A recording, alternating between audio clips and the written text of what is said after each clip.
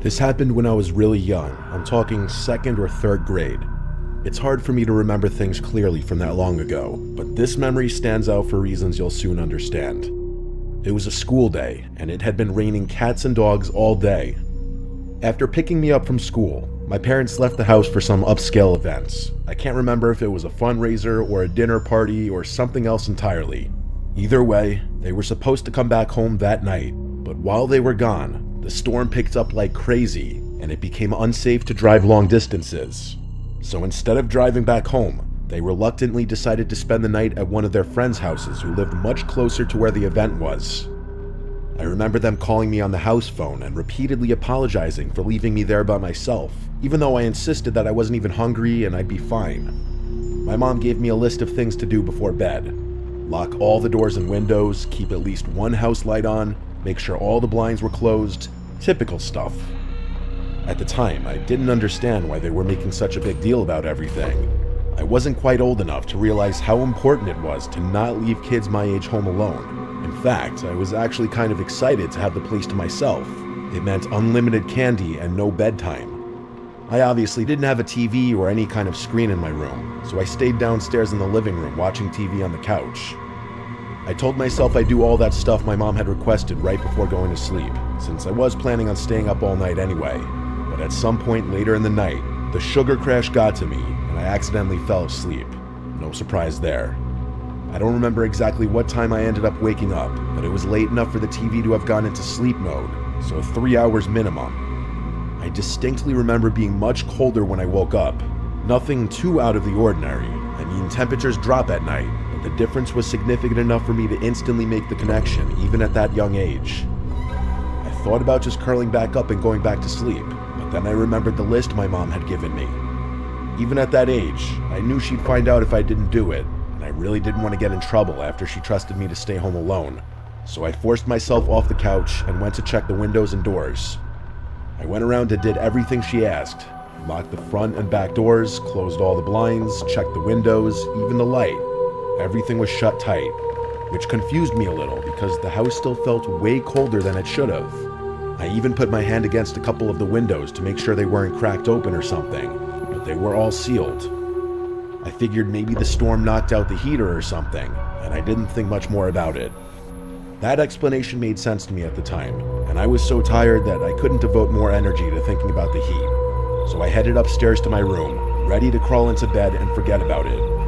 When I got to my room, I finally realized just how bad the storm had gotten. Our living room is tucked into the center of the house, so I hadn't really been able to appreciate the storm from down there. My childhood bedroom has a big external window though, so I could hear everything. The rain was slamming against the glass like it was trying to get in, and every minute or so there was a burst of lightning followed by a deafening clash of thunder.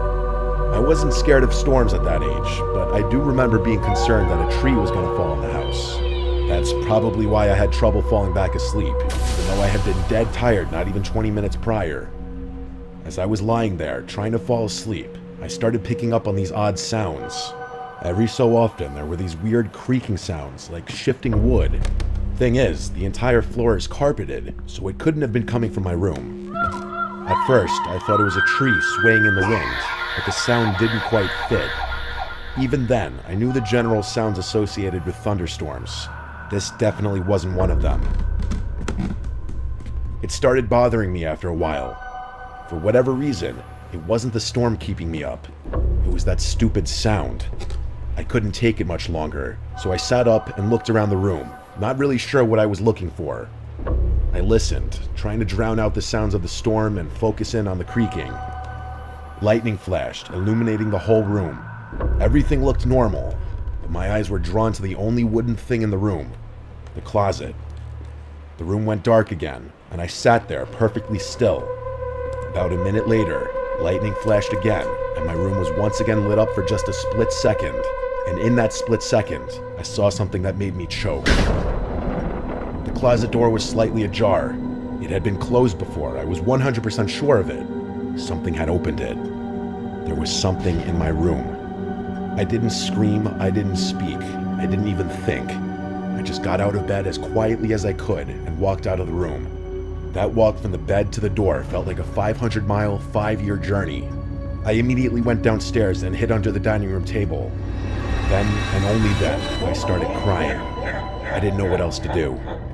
There was someone in my house, in my room, and my parents were too far away to help me. I'm not sure how long I stayed under that table, but at one point, I heard footsteps walking down the stairs. I held my breath, knowing that any sound I made could have ended my life. They weren't normal footsteps. It sounded like whatever it was jumping and pinballing down the stairs. The footsteps got closer. They were approaching the dining room table like they knew where I was hiding. I can't tell you how scared I was. I really thought I was gonna die. And then, from under the table, I saw them. I couldn't see their upper body, but two bare feet walked into view. Two nasty, wet, and muddy legs that were tinted yellow. I couldn't tell if they were male or female legs. That's how gross and almost disfigured they looked. There were cuts all over their legs, like they had rolled around in a thorn bush. They were also stumbling, like they were struggling to even stand upright. And just as I thought it couldn't get any worse, they dropped something. It was a wrench. It clattered against the floor, and I'm telling you, it took every fiber in my being to fight back a scream. If that person bent down to pick the wrench up, they'd definitely see me. With wide eyes, I watched as that person stood still, not picking up the wrench, but not walking away either. It felt like a standoff, where any wrong move could end my life. Eventually, they finally continued walking, and I couldn't see them anymore. I listened as the chaotic footsteps stomped and stumbled around my first floor for what felt like an eternity. And then, finally, the front door opened and shut. They were gone. I stayed hidden under that table for a long time after that. Part of it was fear, but another part of it was what I can only describe as trauma. I just remember being shaken and scared. I was at the ripe age where I understood how dangerous the situation was, but not old enough to know how to deal with it. The rest of the night was kind of a blur. I picked the wrench up off the floor, not wanting my parents to find it the next morning. After making sure the front door was locked, I slunked back upstairs, crawled into bed, and fell asleep. Everything went back to normal after that. For whatever reason, I was terrified to tell my parents. I didn't want them to find out I hadn't locked the doors and done everything they had asked me to do, so I just kept the whole thing to myself. It wasn't until several years later that I told them the story, and it actually took some convincing for them to believe me. Looking back, not telling them the moment it happened was an awful decision, since there was nothing that could have been done about it so far removed from the incident. If I'm being frank, this experience traumatized me for basically the rest of my childhood. I slept with a nightlight from then on, and I developed a fear of the dark that didn't go away for a long time. I still have trouble explaining what happened that night, but I learned my lesson. Lock your doors at night.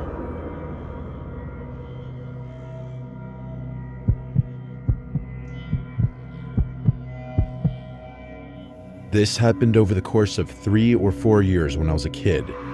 I can't remember exactly when I got the first one, but I started having this recurring, half-lucid nightmare maybe once every couple of months.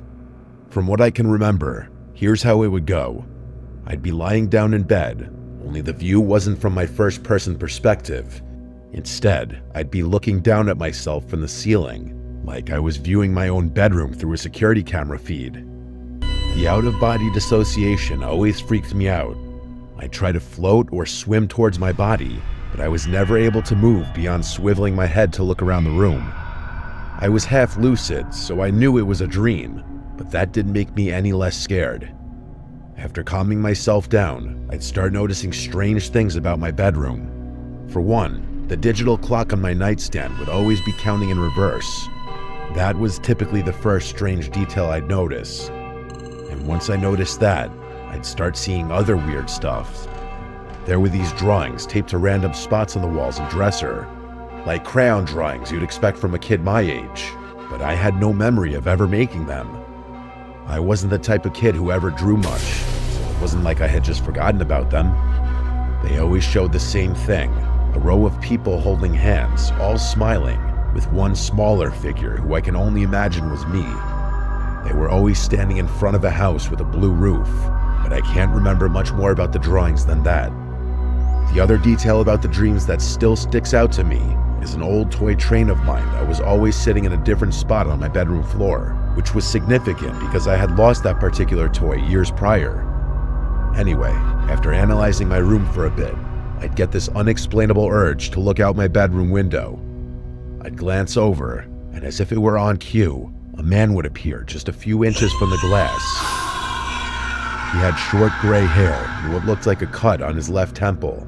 That's honestly all I can remember about his face.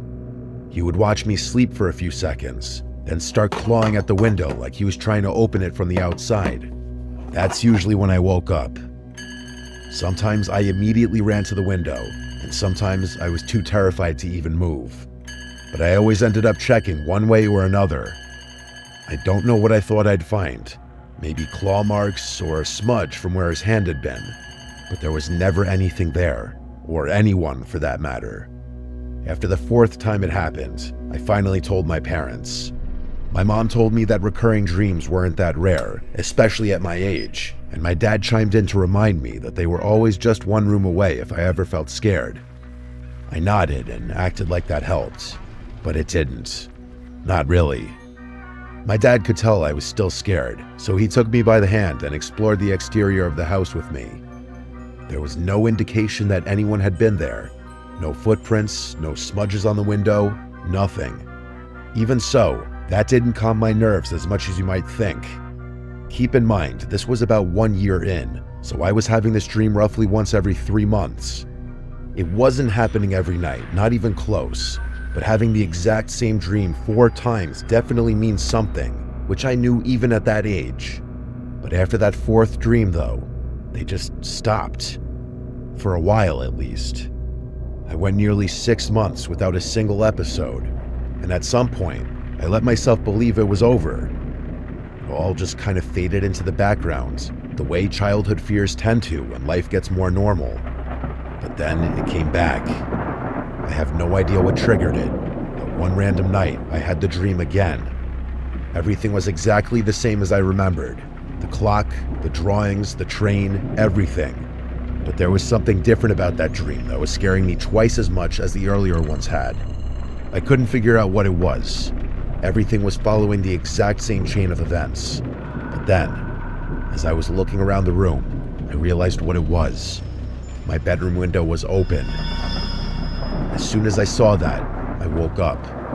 There was a period of maybe 5 minutes where I couldn't move, complete and utter sleep paralysis. And it wasn't a passive sleep paralysis either. My brain was screaming at me to check the window the entire time, but I couldn't drag myself out of bed no matter how much I tried.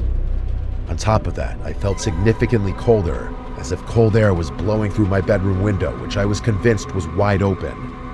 Those 5 minutes were unlike any kind of fear I have ever experienced. All I could think about was how that man was moments away from climbing through my window, yet there was nothing I could do about it. When I finally regained control of my limbs, I forced myself over to the window, confirming that it was locked. I couldn't fall back asleep that night. I was too scared. I'm not sure how I was even able to function the following morning. Another couple of months went by, but I wasn't going to be fooled again. Every night before I went to bed, I thought long and hard about the dream in an attempt to brace myself for having it again. I'm not sure if this logic tracks, but I was hoping that keeping the dream on my brain would help me not get too scared should I have it again. To my surprise, that technique actually worked. The next time I had that dream, I wasn't even half as scared. I didn't even bother checking the window after waking up. By the time I had it again, I was barely scared at all. Still, something about it lingered. Not in a scary way, but enough to make me want to bring it up to my parents again. Maybe it was the way I explained it, or maybe it was because I was slightly older. But for whatever reason, they actually paid closer attention this time. I tried to provide as much detail as possible, something I hadn't done before. As I was getting to my description of the man, my parents' demeanor shifted. Not too dramatically, but enough for me to notice. Specifically, it was right as I was telling them about the cut on his forehead.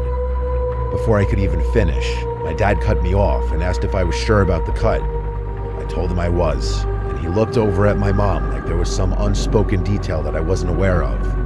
I asked my parents what was going on, and they assured me that everything was fine. Not wanting to upset them, I didn't inquire further. But from that point on, I started wondering if there was more to the story. As it would turn out, A few days after that conversation, my parents sat me down and came clean. It wasn't some dramatic reveal or anything. They just said there was something they wanted to tell me. My mom did most of the talking. Apparently, when I was really little, like too young to even remember, there was a man named Brian who used to watch me sometimes. They always referred to him as Uncle Brian, but he wasn't actually family, just a close friend of my dad's from college. I guess he was around a lot when I was a baby and a toddler, especially during the times when both my parents were working full-time. But something happened. My dad didn't give details, just said that there was a falling out between them, bad enough that they completely cut ties. He said he forbade Brian from ever coming near our family again, specifically from coming near me again. That was the end of it. I asked what caused the fallout, but they wouldn't tell me. They just repeated that it had nothing to do with me and that I didn't need to worry. The only other thing they told me, and this is what gave me a sick feeling, was that Brian had a noticeable scar on his forehead from a car accident he'd been in years before I was born. They didn't connect the dots out loud, but they didn't have to. I was old enough to make the connection myself. Later that night, after my mom had gone to bed, my dad lingered in the living room with me a little longer. I could tell he wanted to say more, like he hadn't been totally satisfied with how the conversation went earlier. After a few moments of silence, he told me his theory. He said he thought the dreams were my brain's way of processing something buried really deep, some memory from when I was little, before I could even form full sentences. He mentioned how close I apparently used to be with Brian, how I'd cry when he left the house, how I always wanted him to be the one to read me to sleep. My dad said he couldn't think of any other way I'd know about the scar on Brian's forehead. I didn't know what to make of that. I had no recollection of this Brian person whatsoever. Even now, I still can't recall a single memory with him in it. I had no choice but to move on with my life, though, recurring dream or not. Another handful of months passed. I'm doing my best to describe the timeline as accurately as possible, but it's hard to remember exactly how much time passed in between each dream. That said, the frequency decreased after talking to my parents. I had the dream only once or maybe twice within the next year, but things took a very dark turn sometime in year 4. One night after waking up from the dream, I glanced over at my window, just out of habit, and this time, I actually saw something move. It was just a flicker, but I was 100% sure something had just moved from right outside my window, and just like that, all the fear I had spent years trying to prevent came rushing back. It was actually worse. I jumped out of bed and screamed for my parents, who took me very seriously. My dad sprinted outside in his bare feet while my mom held me tightly. Eventually, my dad came back and started whispering stuff to my mom. They told me to stay put while they called the police. I listened to them and stayed in their room, although I don't remember ever hearing any sirens or other voices besides theirs that night. My dad insisted everything was fine and that the police were going to take care of things. The next day, he confessed to me that he had seen what he thought were extremely faint footprints underneath my bedroom window. I asked him if he thought it was Brian, and he said that was impossible, since they had moved and Brian didn't know where we lived. My dad promised me that nothing bad was going to happen ever, and he would turn out to be right. I never had that dream again. My parents don't like talking about this incident, and I can see why. I'm still yet to get a straight answer out of them, but I've since stopped trying. What I can't wrap my head around is the sickening thought that every time I had that dream, there really was someone outside my window watching me. Was it really plausible that someone had been periodically stalking me for 4 years? It doesn't track, and I can't decide what's scarier. If it really was Brian watching me, or just some complete stranger that my brain associated with him for whatever reason. And who knows how that somehow got translated into my dreams. I've done research, and I still don't even know how that would be possible. Maybe he was making a noise or something, and my brain picked up on it. I really can't say. What I can say is that I'm 95% sure my parents never called the police that night. That's something I will likely never get an explanation for. I'll most likely never get any answers regarding this experience since it happened so long ago. But if I do, I'll send an update.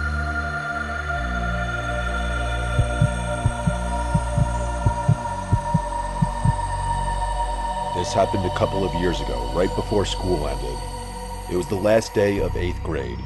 It was exactly what you'd expect on the final day of middle school. Excitement and bittersweet goodbyes. Everyone was running around, scribbling signatures and cheesy messages in each other's yearbooks. My middle school was huge, easily over 1,000 students. So to keep things manageable, the teachers collected our yearbooks and passed them around to different classrooms, making sure everyone who wanted to got a chance to sign. I'm sure you could see how that could create problems. Anyone who wanted to could write whatever they wanted in anyone's yearbook. The teachers tried their best to prevent things from getting out of hand, but I knew a few kids who wrote some mean messages to people they didn't like. At the end of the day, when I got my yearbook back, I flipped through the pages eagerly, reading all the goofy notes from my friends. But as I scanned the pages, something caught my eye. There was a signature below the face of someone I had never seen before. His name was Samuel Robinson III, a name I'm gonna remember for as long as I live. The message he wrote was short, simple, and honestly a bit unsettling. It read, "Hags, I'll be seeing you again." I stared at the page, confused out of my mind. I'd never even spoken a single word to this Samuel kid. It wasn't like there was anything I could do about it though. The school year was over, so I couldn't see him even if I wanted to. I just chalked it up to some weird kid being weird, or maybe an honest mistake. Either way, I stopped thinking about it. A few hours passed, and before I knew it, I was at home hosting a sleepover in my basement with my best friends Kevin, David, and Kieran. The four of us ate Doritos and played Call of Duty all night. My parents' bedroom was 3 floors above us, so we didn't have to worry much about keeping the noise down. We were messing around on my dad's rowing machine sometime just before 2 when we heard a sharp knock at the storm door. The sound instantly silenced us. Who the hell would knock on the storm door? It must have been someone who either didn't want to wake my parents up or knew we were down there, or both. It didn't make sense. The person kept knocking in the same rhythmic pattern. I could tell Kieran was about to say something, and I couldn't stop him in time. In a loud and assertive voice, he asked who was there. I wanted to knock him out. He had basically broadcasted to whoever was out there that we were down there. My basement doesn't have any external windows, so it was unlikely that they had known we were down there, but now they did. After a long pause and no more knocking, a muffled voice answered back. He said, "Come around to the back door," in a high-pitched voice that genuinely sounded cheerful, like he was a friend of ours trying to join the sleepover. It was definitely a teenager's voice too, and it didn't sound like someone who was pretending to raise their voice either. I was pretty scared, I can't lie. My friends were seemingly unfazed though, like they thought it was somehow exciting that some random kid was outside my house. They insisted that I at least check it out, and even though I didn't want to, they pressured me into it. We crept upstairs, careful not to make too much noise. I approached the back door slowly, trying to ignore the pounding in my chest. Through the narrow glass pane beside it, I could see a shadowy figure standing under the dim light. I got a little closer, and his face came into view. My jaw nearly hit the floor when I realized who it was. It was him. It was that kid Samuel Robinson III who had signed my yearbook. My friends went to go open the door, God knows why, but I stopped them, saying I knew who it was. I explained to them what had happened, and that changed their mood a bit. Keep in mind, Sam was still standing outside while we were talking, and he could definitely see in at us. He must have noticed how freaked out I was, because he started motioning to the side of the house like he wanted me to go over to the window. You might be wondering why none of us were taking this situation more seriously. I honestly think it was because it wasn't like some older, strange man was harassing us. It was a kid from our own school. Still, I wasn't opening the door for him. Instead, I went over to my kitchen window and cracked it open just a tiny bit. My friends followed me and stood a little off to the side. He walked over to the window and I asked him what he wanted, telling him I recognized him from our yearbook. He said, "Oh, so you got my message," and introduced himself as Sam. Then he went on to say he always watched me from afar, that we could have been good friends. I agreed with him just so that I wouldn't piss him off, but there was 0% chance I would have been friends with this kid given any circumstances. I didn't want to press him right away, but I had to know, so I asked him how he knew where I lived. He didn't respond, and I didn't know what to say. Before I could de-escalate the situation, David called him a creepy stalker and told him to piss off. Sam's smile disappeared. He tilted his head like he didn't understand what David had just said. Then, just as quickly, his expression twisted into something I can only describe as hatred. He went from passive and honestly kind of friendly to aggressive and angry.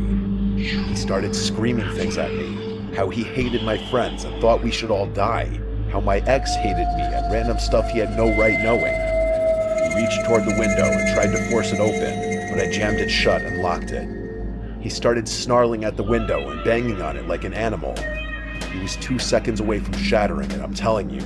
We must have caused quite the commotion because my parents came rushing down the stairs, demanding to know why we had woken them up. That's when Sam ran away.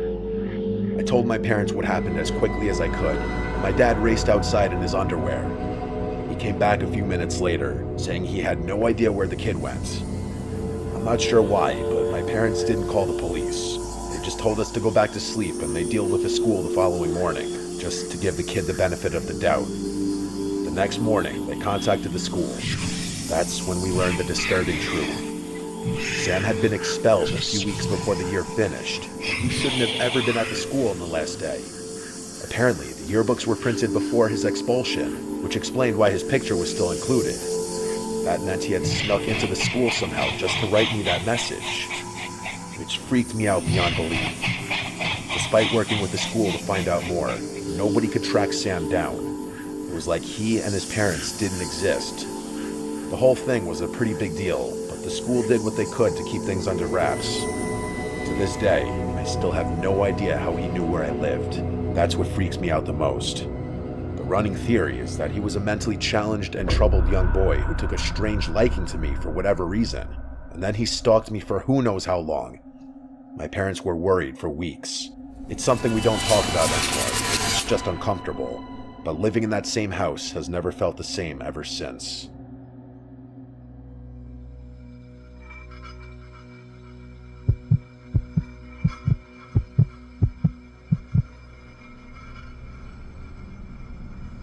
This happened a decent while ago, back when I was 22.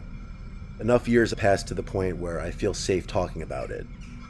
I was fresh out of college with a desirable job and minimal expenses since I was living in my childhood home with my parents. Imagine that, racking up considerable savings without having to worry about food or a place to sleep, and all the while having full access to the room I grew up in, my car, and all my hometown comforts. It's safe to say I was living in pure bliss.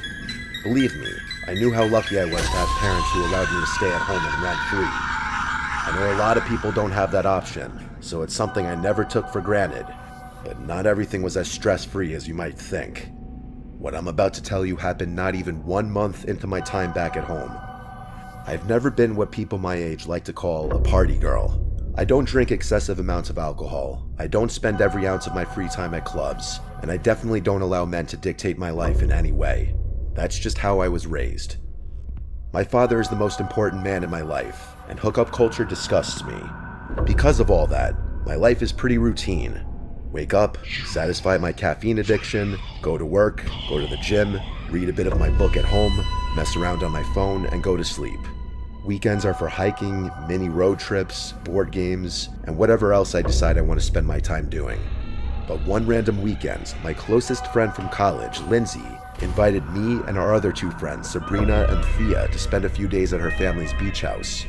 I'd never been, but from the way Lindsay talked about it, the place sounded like a dream. Quiet, tucked away from the touristy chaos on its own private beach, and just a short walk from the water. To put it bluntly, Lindsay's family is loaded. I think both her parents were neurosurgeons, so I had a feeling her beach house would be insane, and I was far from disappointed. When I first laid eyes on it, I was awestruck. Look, I'm no architect, but I know a modern style house when I see one. And Lindsay's must have been ultra modern because it looked more like a covert military safe house than a personal home. I'd love to show you guys pictures of it, believe me, I've got plenty, but out of respect for Lindsay's family, I think that would be in really poor taste, even if what I'm about to tell you didn't happen. The 4 of us unloaded our stuff and decided where we'd be sleeping. Lindsay obviously had enough individual bedrooms for all of us to occupy, but what would be the fun in that? Instead, the 4 of us stayed in the same room, one of the kids' bedrooms that had 2 sets of bunk beds and its own attached bathroom. We'd been staying there 3 nights, which, in my opinion, is the perfect amount of time to spend coupled up with anyone other than your family. I tend to be relatively irritable, so anyone who's not clean or polite tends to tick me off pretty easily. Not that any of my friends are, but you know how it is. I know I told you about my relatively boring lifestyle already, but if there was a time to drink, it was that weekend with my friends. So I definitely planned on letting loose a little more than I ordinarily would. We wanted to keep the first night pretty chill though, so we walked down to the private beach connected to the house and sat in the sand, stargazing. The four of us were drinking White Claws and listening to house music on Sabrina's speaker when we noticed something in the distance. It was this faint, flickering light emanating from somewhere further down the shore. The four of us quieted down a bit and watched the light flicker on and off. The sight was kind of hypnotic, as eerie as it was. After a while, it became clear that the light was swinging back and forth, like a handheld flashlight someone was walking with. And soon after, we realized that's just what it was. It looked like 3 or 4 people casually walking in our direction, not running or stumbling or moving strangely, but strolling at a leisurely pace. As they got closer, we started hearing the sound of laughter, which caused all of us to relax a bit. Considering how late it was most likely just a group of teenagers or even people our age. They must have noticed us because at some point, one of them yelled out hi in a friendly voice. It was a guy's voice, and he sounded around our age. Thea yelled back, and we made some small talk while they made their way over to us. As they approached, we could see that it was a group of 3 guys who looked maybe a year or 2 older than we were. They all had that typical beach boy look, which I could tell right away my friends were digging, especially Thea. She's a bit crazy when it comes to guys, so I can't say I was too surprised.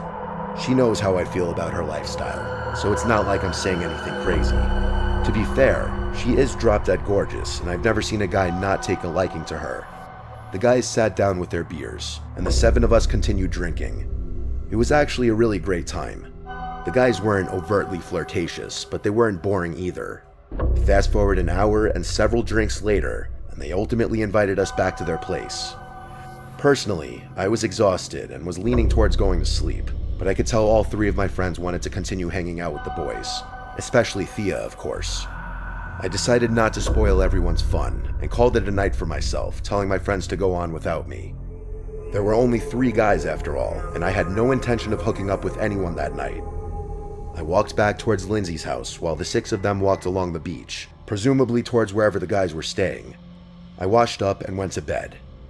Sometime after 3 in the morning, I woke up to a FaceTime call from Lindsay, which was confusing since she should have either been home by then or asleep next to one of the guys. I answered her in a groggy voice, and what she said woke me up instantly. She basically screamed into the phone that Thea and Sabrina had been kidnapped, and I needed to get her car immediately. Her words were like a bucket of ice-cold water being splashed across my face. I've never felt a more intense sense of fear and adrenaline. I didn't waste a second. My hands were literally shaking as I quickly threw on some clothes and sprinted down the stairs. I asked her why she had called me instead of the police, and she reassured me that she already had. She told me to stay on the line as she walked me through it. With her instruction, I managed to open the driveway gate, find her car keys, and speed out of there in a matter of minutes. She told me they were about 10 houses down the beach to the left, so that's where I started driving. She described the car and told me what direction it had gone in, and I slammed on the gas to try and catch up. There wasn't a single car on the road, and I was driving at an insanely unsafe speed. It was a miracle I didn't get pulled over. After a few minutes of driving, I noticed a car matching Lindsay's description driving slowly in the distance. Then I hung up the phone, called the police, and told them exactly where we were. The dispatcher told me to keep my distance so as not to alert them to the situation, so that's what I did. After what felt like forever, I spotted cop lights up ahead. The car ahead of me didn't try to evade the police. I can only imagine that they assumed it was an unrelated stop. I pulled the car over and watched everything unfold. It was pure chaos. The cops forcibly removed all 3 men from the SUV at gunpoint. They put them in cuffs and escorted them back to one of the cruisers. Then, one of the officers walked over to the trunk of the car and pulled it open to reveal both Thea and Sabrina, bound and, from the looks of it, pretty badly bruised. As horrifying as the whole experience was, it was nothing compared to the sequence of events told from their perspective. All three of them were comfortable with me writing this, by the way. We're still close in contact, so I obviously asked them. But none of them wanted to write it themselves, and for good reason. To keep things short, after I went to bed, they all continued drinking. Lindsay is the only one who remembers things clearly, since she was trying to be at least a little responsible given it was her family's house we were staying in. At some point, the guys Thea and Sabrina were with suggested they all go to bed. So the four of them split off while Lindsay told the third guy she was going home. He was really upset about that, which Lindsay initially thought was because he wanted to get with her. She told him she would have been down but had to watch her house, and he got angry. They yelled at each other for a bit, and he ended up telling Lindsay to get the hell out of his house and never come back, which she was more than happy doing. Halfway home though, she realized she had forgotten her purse, so she went back to get it. That's when she saw the guys throwing Thea and Sabrina into the back of the car before driving off. She called the police, then me, and that was that. Thea's parents are both lawyers, and they jumped through dozens of hoops to do two things: keep the event as far away from the public sphere as possible, and make sure those guys got maximum prison sentences. They accomplished both. Turns out the house they were staying in didn't even belong to them. It was owned by some random old couple who were on vacation in a different country. That, plus the slew of other crimes they were charged with, put them away for a long time. Although I still think there's no sentence long enough that can properly compensate for what they did. As much as I hate admitting it, this traumatized me for years. I couldn't do beaches, late nights, or talking to strangers, no matter how harmless they seemed, or how safe a situation felt. I became antisocial and drifted away from the girls for a little, but luckily that's since changed. I can't even begin to imagine how this incident affected Thea and Sabrina. Part of me feels like not remembering anything is a blessing in disguise. I think the craziest part about the whole thing is the fact that had I not gone home, I might not have been able to reach Lindsay's car in time. And had it not been for that, the police may have never found those guys' car.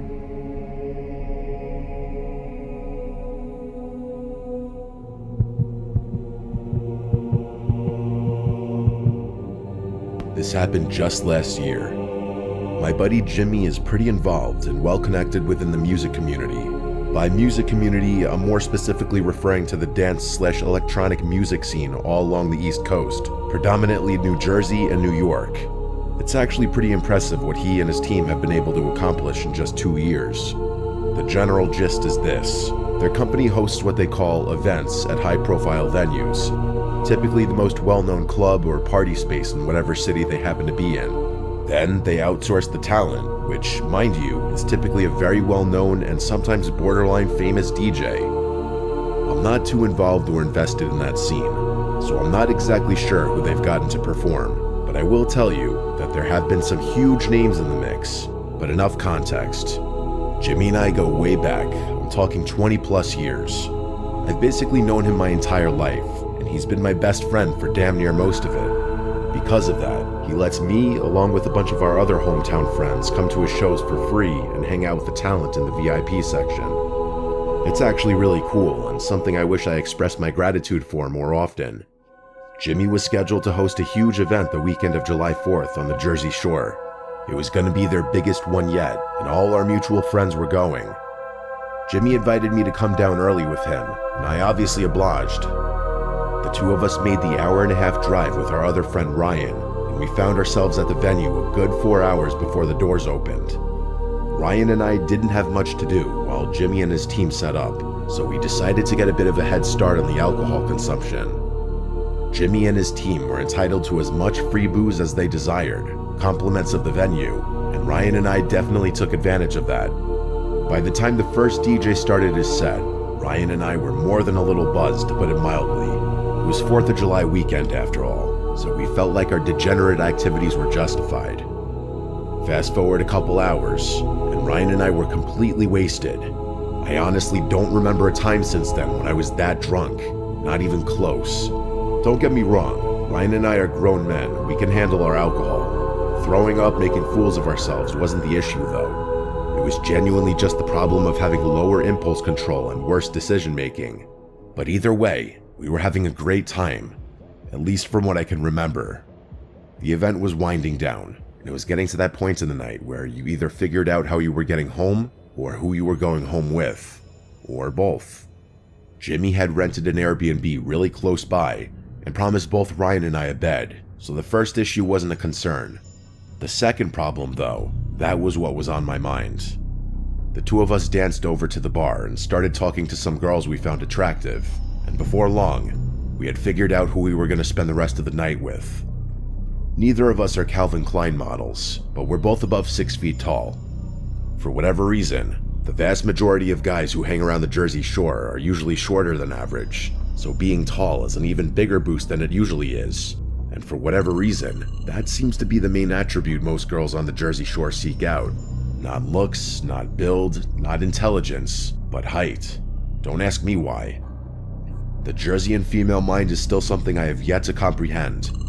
I'm probably botching their names, but I'm fairly sure the two girls introduced themselves as Gianna and Marcela. Us meeting them coincides with where my ability to recall events precisely becomes a bit hazy, so there may be gaps in the story from here on out. From what I can remember, it was actually Marcela who suggested we all leave together and continue to party elsewhere, which Ryan and I weren't going to argue with. Gianna handed the two of us a drink and insisted that we get on their level before heading out, even though we had both probably consumed the fluid equivalent of her body weight in alcohol already. I know that whole dynamic. Girls getting guys drinks sounds a little unorthodox, and it is, but these girls were clearly wealthy given how they were dressed. After downing the drinks, the four of us started moving towards the venue's exit. The moment we stepped outside, Marcela suggested we go back to her place, which was pretty close by, and also right on the beach. Her saying that actually surprised me a little. I was fully anticipating going back to our Airbnb, considering the guys were usually the ones to host in situations like this. But both girls insisted that Marcela's beach house was definitely nicer than whatever inland Airbnb we found for the night. She had a point, so I didn't argue, and neither did Ryan. We walked along the beach, talking the whole time. The girls seemed really intelligent and knowledgeable based on the conversations we had, and I remember finding it so refreshing to talk about something other than nightlife and whatever other garbage I'm used to talking to girls about for once. Not just girls, drunk people in general. At one point, I actually felt kind of embarrassed for being so drunk because I felt like I couldn't articulate myself well enough and looked like an idiot. That's when I realized I actually was feeling drunker than I had been 15 minutes earlier. But it wasn't a drunk I was used to feeling. I felt like my body was melting under my weight, as if I were going to collapse uncontrollably any second. My legs felt flimsy, almost like cardboard, if that makes any sense. Moving my limbs, mouth, and even my eyes became increasingly more difficult, and there was a moment where my extremities started feeling a little numb. But then, just as quickly as the feeling arose, it passed, back to normal drunkenness, at least for the time being. Just then, we arrived at the beach house. It was insane. I'm probably exaggerating because I was so drunk, but it looked like what I imagined a professional athlete's beach house to look like. We went inside, and after taking our shoes off, found ourselves in what I'm guessing was a living room. I say guessing because the level of opulence in there was just so foreign to anything I'm used to. It was decorative, but somehow minimalistic. Even those descriptions are opposite.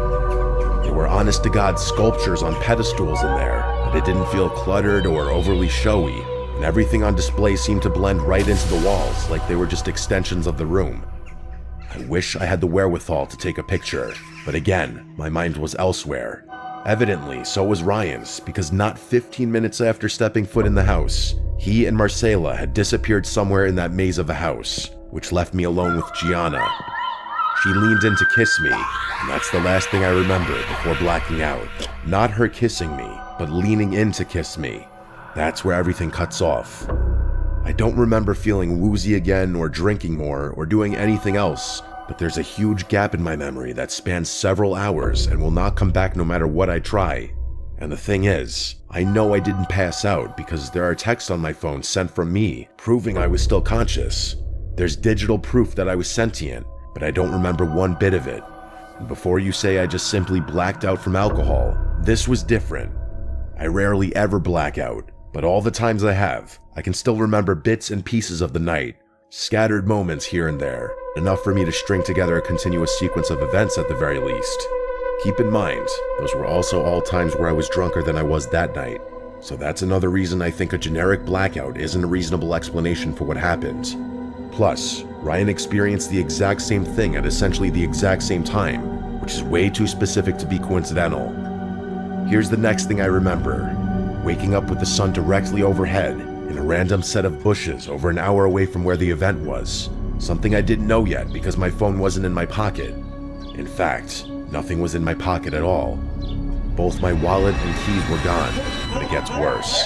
It wasn't even my pocket to begin with. I was wearing someone else's clothes, and not Ryan's either, a complete stranger's. The only personal belonging of mine I still had in my possession was my shoes, and even those were messed up. Both shoes had the shoelaces removed and were soaking wet. My head was pounding, and everything felt disoriented, like I was waking up from anesthesia. I didn't even sit up right away. I just stared at the sky for a minute, trying to make sense of where I was. Bushes, someone else's clothes, no wallet, no phone, no keys. Based on my shoes, it was like I had been in the water recently, but I didn't smell like salt water or chlorine. The worst part about the whole thing was the blankness. I genuinely couldn't remember anything past Gianna leaving, like I already said. That's when the panic started to creep in. I wasn't just hungover, I was scared. I had no idea how I got there. What if I'd gotten into a fight or crashed a car? What if someone drugged me? I didn't have a single point of reference for the last 10 hours. I stood up and realized there wasn't a single landmark around me. It didn't look like a beach town, which also scared me. The road ahead just curved into more trees, but just across the street, maybe a few hundred feet away, was a 7-Eleven. It was genuinely the only thing in sight, so I headed straight for it. I asked the guy behind the counter if I could use his phone, telling him that mine had been stolen. He stared at me for a second, probably debating whether or not I was trying to scam him, but then he slid it across the counter.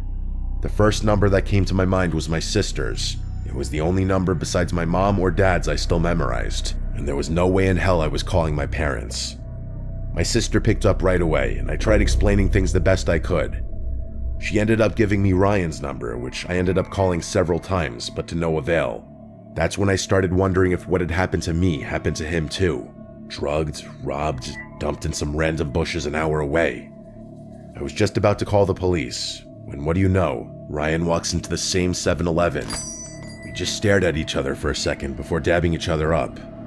He then told me his version of things, and you guessed it, it was the same story, damn near exactly.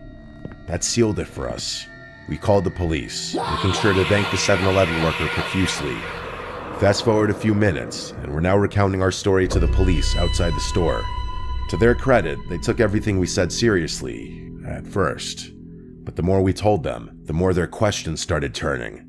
Were we sure we didn't just drink too much? Maybe we wandered off and passed out somewhere. They weren't accusing us outright, but it was clear they weren't entirely convinced something criminal happened. I told them it was unlikely we would have drunkenly wandered into a town an hour away by foot, and I don't think they liked that remark very much. I gave them my sister's number and asked them to call her. She was already tracking my phone through Find My iPhone. To all of our collective surprise, my phone was showing up in the middle of a parking lot a few minutes' drive away. The officers agreed to drive us, and sure enough, both our phones were sitting on the pavement next to each other.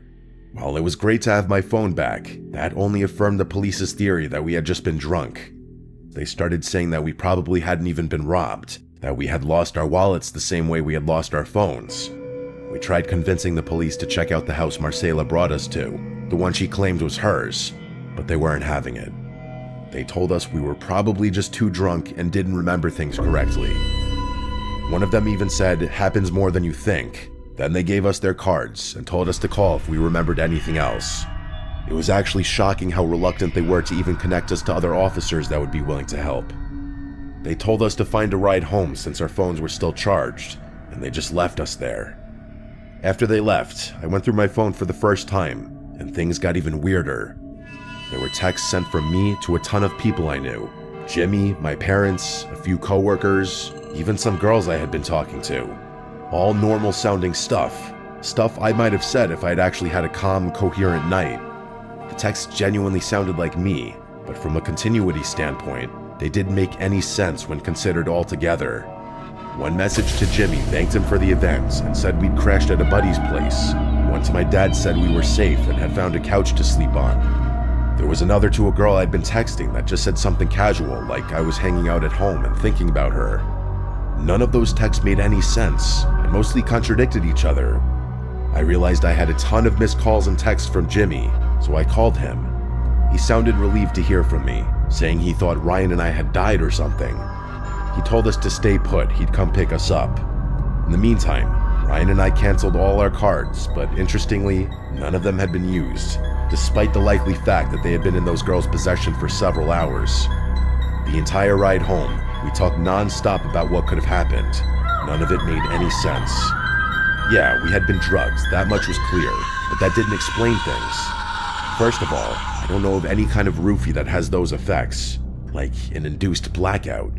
Everything I've read just said those drugs make you fall asleep, but again, I was conscious, as the texts confirm. Plus, why go to such lengths just to rob two random guys? Especially if you weren't going to at least even attempt to use their credit cards. Two guys who walked up to you, no less. And in such a risky place, too. Your own house. Or was it a house they had broken into? Both were equally risky. Jimmy thought we had been targeted, but like I just said, we had been the ones to approach the girls, so we couldn't have been targeted. And all this isn't even mentioning how or why we miraculously found ourselves in a random town an hour away wearing other people's clothing. As crazy as it sounds, both Ryan and I checked ourselves for incisions, thinking maybe some of our organs had been harvested, but there was nothing. Jimmy suggested that maybe they had just given us some exotic drugs, which I guess makes sense, but someone had driven us to that town, and someone other than those girls had switched clothes with us. We never got an answer, but it's not like we just forgot about the whole thing. Ryan and I ended up driving all the way back to the shore just to go looking for that house. We tried our best to retrace our steps, knowing that if we just walked along the boardwalk, we'd eventually find the house, since it was on the beach. And we actually did find it. The two of us walked up the walkway and rang the doorbell. An older man opened the door, asking us what we wanted. I did the talking. Not wanting to reveal too much or potentially incriminate myself, I simply asked him if a girl named Marcela lived here, or if he had a daughter or granddaughter around our age. He gave me a hard no, and I made up some BS story that there was a girl who lied about owning this house, which he actually found pretty funny. And that was that. I would be lying if I said I didn't walk away from that house with a sick, unsettling feeling in my stomach. I can't even describe it as fear, just a sickening discomfort, like something truly awful had happened to me and my friend that night, and I'd never get to the bottom of it. For a long time after that, I was convinced those girls had been involved in something much, much bigger that neither me nor Ryan could even conceive. That maybe they had been planning to kidnap or kill us, and decided not to go through with it at the last second for whatever reason. I know I'll never have an update, but if something else happens, I'll definitely send something.